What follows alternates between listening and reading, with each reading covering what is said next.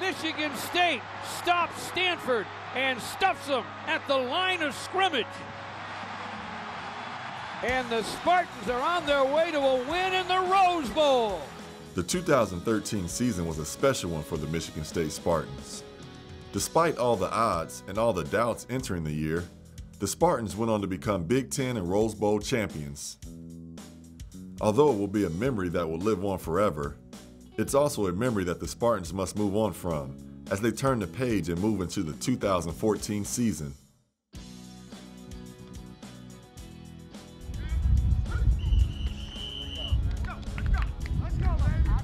Yeah, I really think after last year, it's very, very important that we first understand that we need to handle success. We need to sort of be able to step back, reaffirm ourselves in terms of who we are, how we got to the place that we're at, understand that we've lost a lot of great senior leaders, and people have to sort of reaffirm themselves as leaders, as players, and that's something we've got to work on in the spring. The excitement level in spring is just out of this world. Everyone is just so excited to put the pads back on, start competing, especially coming off the season we did last year. You know, we want to get back there or better, so everyone's just so hungry, and when spring comes around, that's when you know, you kind of prove yourself and you get ready for next season. I would say spring is one of the most intense part of the season. A lot of guys are getting opportunities. It's just a lot of competition going on. Everybody's competing for a job, and guys really understand that this could be their most reps that they get, because going into camp, a lot of the young freshmen coming in are going to get a lot of the reps, and guys understand that. So I would say it brings more intensity to spring, because guys really understand that the reps will be limited if they don't make plays in the spring.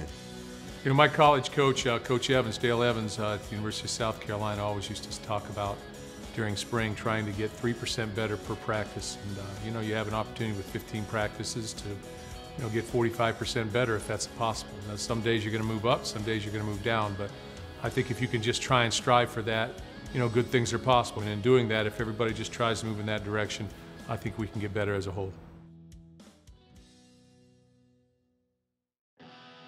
Over the past few seasons, the defense has been the staple of the Michigan State football program. Braxton Miller will run that way. He's hit. He's hit down. He didn't make it. Down, down, down goes the Buckeye. Even though much of that success was through the play and leadership of the 2013 senior class, entering the spring, the 2014 Spartans are looking to create a new identity and pick up right where they left off as one of the nation's elite defenses. Everyone knows we have a great defense for the past 2 years, past 3 years. But now that, you know, we lost a few seniors, everyone thinks, you know, we don't have that same defense, we don't have the same skill set. But I'm ready to show everybody what we really have and show everybody we didn't take a step back at all. Well, you know, every team each year has a different identity.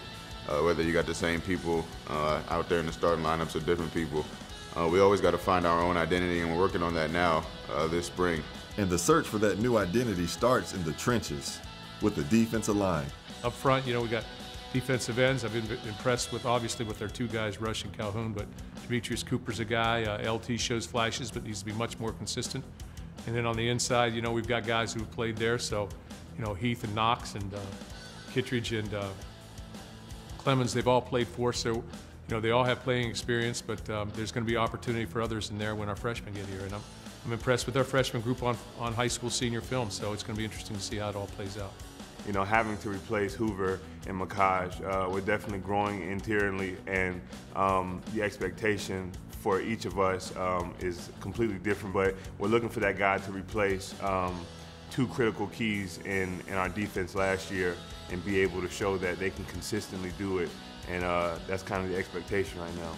Everyone wants to, you know, push to be the best, and I feel like, you know, with that competition, only great can come out of it, you know, because we all want to see the light at the end of the tunnel. We all want to be the best on the team, and, you know, not in a selfish way, but we want to contribute as best as possible. See the potential we have in the room is going to make for a great year for the D-line. The search continues to the linebacking core as the Spartans look to fill the positions held by Max Bulla and Denikos Allen for the last 3 years. At the linebacker position, you know, we've got some good athletes, but they're young, so we've got to build on the guys that we have. You know, that's Darian Harris, that's Tawan Jones, that's Ed Davis, and the other guys are going to be young. but they're talented. They'll go after it, and they'll hit you, and they'll run, and they'll make their impact known. I feel like we have a really talented unit, a fast unit.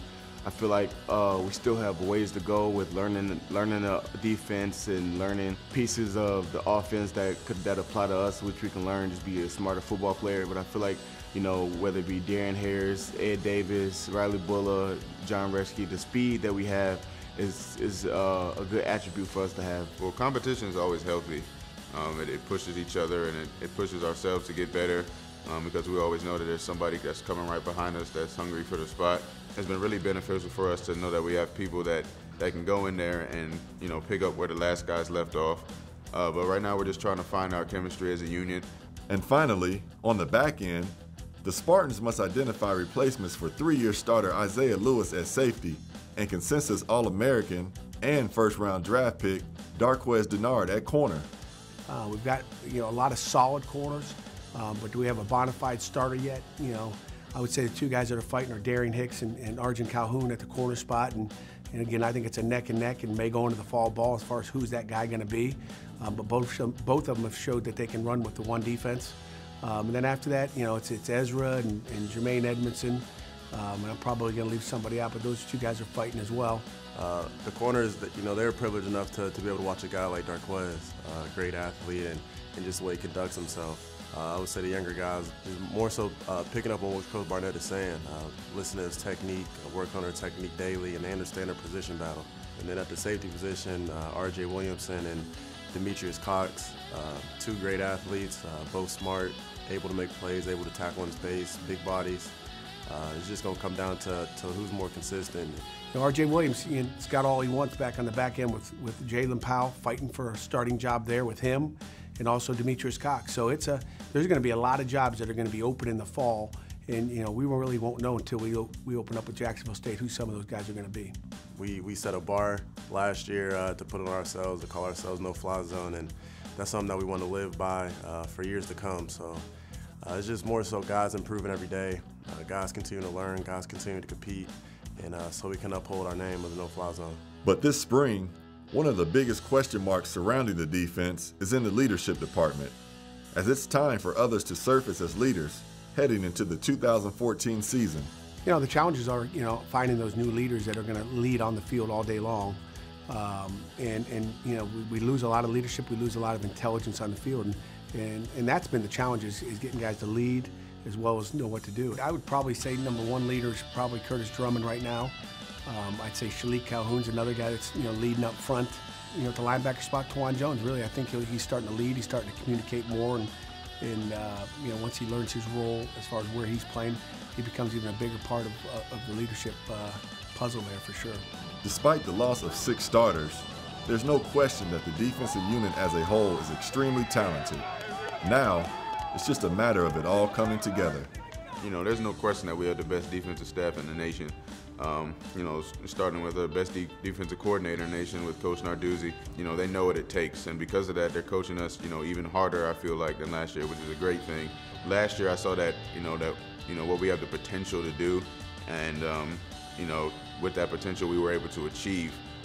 You know, potential is it's a hard word to use sometimes, and it's not necessarily the best word to use sometimes because it shows what could be done, but we actually were able to do it. And, you know, this year we're looking to do the same thing and go beyond that. Really, nothing's impressed me about these guys right now. I mean, you know, I'm impressed with some of, obviously, our returning starters, and really they've progressed through the years. But when you talk about defense, it's 11 guys doing the things you want them to do. And if you had to say, you know, is their hustle impressive? Not yet. You know, is their knowledge impressive? Not yet. And is the total talent on the field right now is not impressive, but it will be. We'll get it to where we want it to be, but it's not where we want it to be. There are a lot of positives to highlight when talking about Michigan State's offense. The Spartans returned 7 starters and 16 players with starting experience on that side of the football. Touchdown MSU! Overall, the Spartans are returning 97% of their total offense from a year ago. But even with all of that being said, the offense is striving to improve its consistency and become even more dangerous this fall. Yeah, you look back a year from now, and there were just so many unanswered questions at about every position offensively except the offensive line.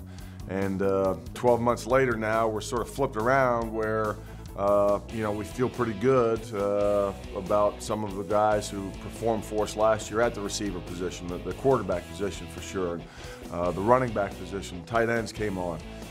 And we still feel good about our offensive line. So you go from last year with all those unanswered questions to right now feeling pretty good about it. And that by no means that we're going to be as good or better than we were last year, but we certainly feel like we're on the right track.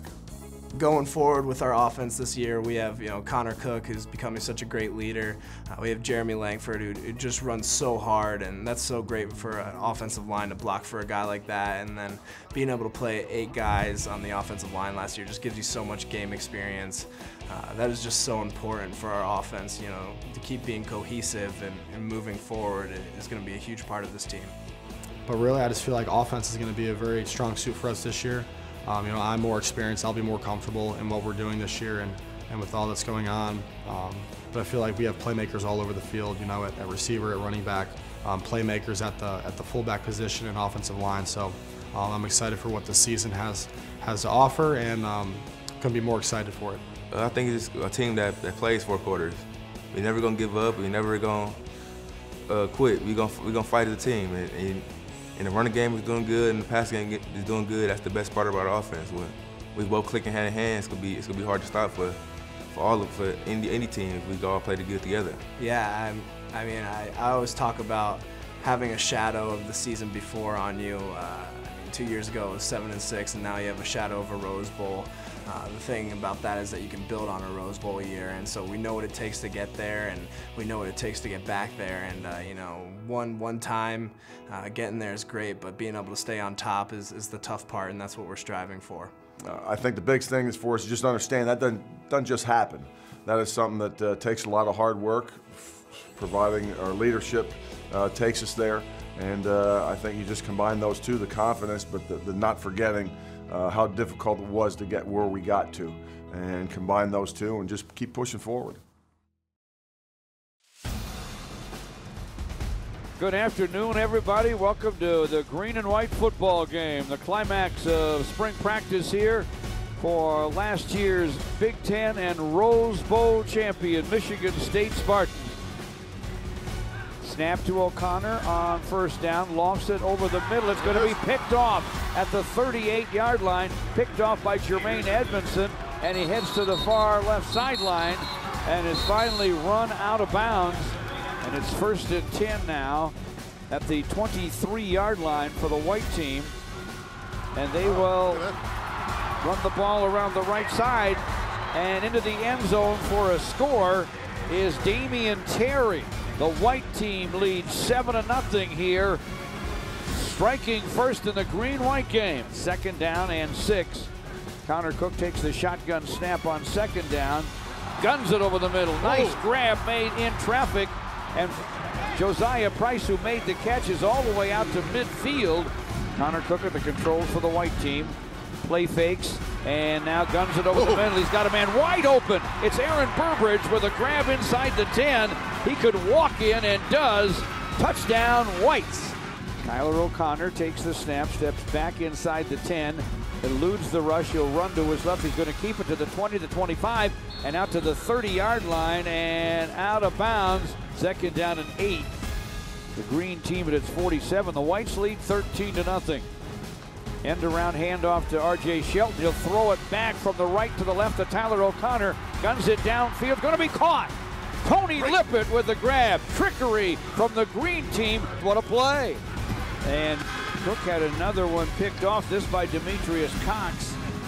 And Demetrius Cox returns the interception to the 31-yard line.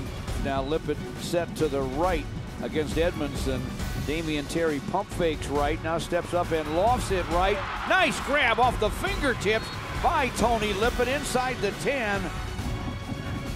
Sandler will hold. This kick well struck and right down the middle. So the green team's on the board with 8:14 to play in the first half. Geiger will try another field goal. Here's the snap and the boot. It's good. Once the snap from Jackson gets it, play fakes to Hill. Steps back to the 5-yard line, and Shalik Calhoun's got him again. A 3rd down, 2, no huddle for the Greens. Quick snap to O'Connor, throws it over the middle. Nice grab in a crowd by big Jamal Lyles. 1st and 10 for the Greens. O'Connor winds up and throws right side of the end zone. Falling down grab made by Keith Mumphrey. Touchdown Green. And this, folks, is nearly even. They're bringing the famous MSU mascot Sparty onto the field on 4th down. He doesn't get hurt. There's the handoff. Running to his right. Are they going to let him in? Into the end zone. Touchdown Whites. The speed on that guy, George. Outstanding catch there by Monty Medeiros. Very quiet player. Not a lot expected him this fall, but showed a lot of ability on that catch. We're still tied at 13 as the 4th quarter gets underway. Jamal Lyles in motion. Left to right. Lines up tight right. Straight eye behind O'Connor. Tyler O'Connor with a play fake. Winds up, throws right sideline. Picked off, I think, by Curtis Drummond across the way. It should be 4th down here for Connor Cook as he throws left side. It is going to be picked off. Ezra Robinson. 40 seconds now to play in the green-white game. We're tied at 13. 2 tight ends, Connor Cook under center. Play fakes to Hill, rolls right, throws that way. Caught by Josiah Price. Touchdown Whites with 25 seconds to go in the green-white game. And the white team now leads 19-13. 2 wideouts to the left. O'Connor takes the shotgun snap. Wants to loft it down the left side. It is picked off at the 20-yard line. The interception made by Darian Hicks on a throw intended for Keith Mumphrey. And time will run out on the green team. The Whites win it 20-13. One of the true beauties of Michigan State is that it's a place where dreams can become a reality. And Darqueze Dennard is a perfect example of that. Darqueze Terrell Dennard. That moment I probably remember for the rest of my life. Just walking across the stage and having the opportunity to walk across the stage with Keith Mumphrey, the reason why I was at Michigan State. So I mean, walking across the stage with him and just finishing my journey, it was a great feeling. A young man who came to Michigan State from rural Georgia with dreams and aspirations to not only graduate from college, but to play in the NFL. Every kid grew up to be, walk across that stage, get that jersey, and hug the commissioner. And, me, I had the opportunity to do that. But with me, my family helped me out a lot, and this community supported me a lot as well. He always said, if I'm invited to New York, I'm not going. My grandparents don't fly, so he wanted to be here with his family. It made me feel very good to show him how much he cared about us, how we raised him, and respect he gives us and respect he gives him. That tell a great story. That tell me that he really loved where he came from, and he really loved the peoples where he came from, and he really loved Twitch County. So I felt like it was a great opportunity, not only for me, but my community, be able to see the kids and, play with them and sign autographs with them and just have fun with them and also enjoying it with my family and my friends that I haven't seen in a while. So I feel like just the whole experience here, I think it's better than actually New York. At the same time, I get to actually sit down and hear my name get called. It's gonna be a great feeling. It's gonna be a great feeling, just accomplishing things that you dream of doing and actually doing, man. It's a blessing. It's really a blessing. So let's get it started. The 2014 NFL Draft is officially open. We come to give you praise and glory for the things you've done in Brother Dennard's life. And God, we especially thank you now for this date with destiny. And God, we praise you now for future success. In Jesus' name we pray, amen. Amen.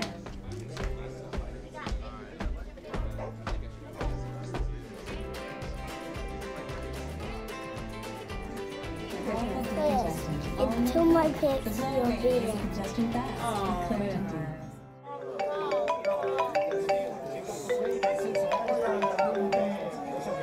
Hello?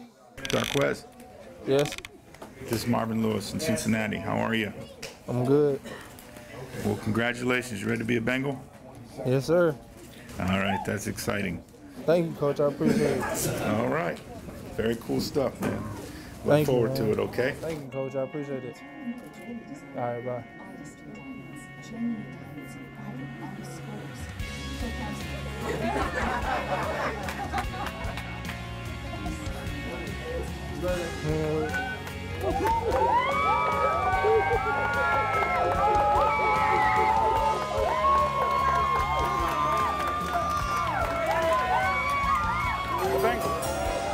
With the 24th pick in the 2014 NFL Draft, the Cincinnati Bengals select Darqueze Dennard, defensive back, Michigan State. He's a mature, up-and-coming star, I think, in the NFL. You know, when the phone finally rang, I mean, he reached for the phone, I saw the number, and I was just shocked. Just couldn't move. Just seeing him actually shed tears. I never seen him shed tears before. I think that was the part that got me. He was very exciting to me. I had to hold back tears myself with just excitement and joy, just seeing the hard work that Darqueze has put in and to see just a blessing come to such a great person. I'm so proud of you. I'm pretty much going to take my same motto towards Cincinnati, you know. Bring the no-fly zone into Cincinnati and, you know, put it over there. But, you know, I'm going to have the same mentality I had at Michigan State. Just do whatever the team wants to win. Just seems so surreal. I am very, very proud of him, and I'm happy, just ecstatic.